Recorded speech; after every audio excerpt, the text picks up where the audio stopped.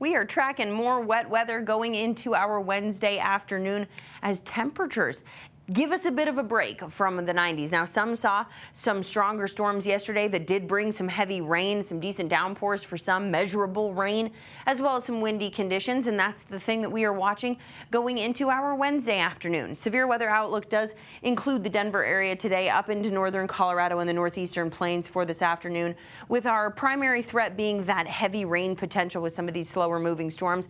But we could also see some hail as well as some strong damaging wind gusts. Most of the activity hits the high country around 11, 12 o'clock today, starting to see some of those isolated showers and storms building before reaching the foothills and then eventually moving across the Denver area after about 2 o'clock this afternoon. So anticipate around 2 to kind of keep your eye on that radar if you have plans to be out and about today. Not everyone going to see that wet weather, but if we do get caught in some of these decent downpours, you could see some heavy rainfall for us. And again, the threat for some hail and wind is certainly not out of the question as well.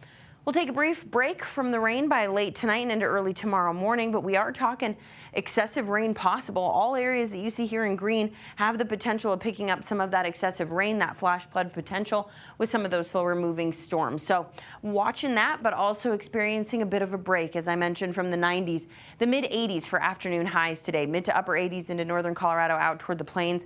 Could still hang on to some heat, the low 90s down into the southeast, mountains getting into the 60s and 70s today.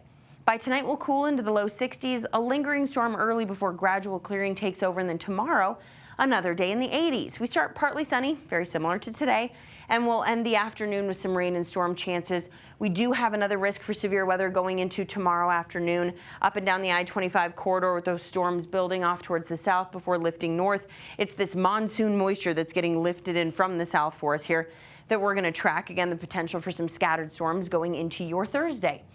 As far as your precipitation forecast, we'll carry some decent chances of some heavier rain as we do head through the next couple of days here for us. We're looking at today and into tomorrow being the best chance at some rain. By Friday, we have an isolated shower chance, but as we do head into the weekend, that all drops off. Temperatures really starting to climb. We're headed for highs in the mid to upper 90s. Getting real close to the triple digits by Monday. So certainly heating up for us heading into the weekend with drier weather. But another pattern arrives midweek next week that'll bring us back into the 80s and bring us more rain chances.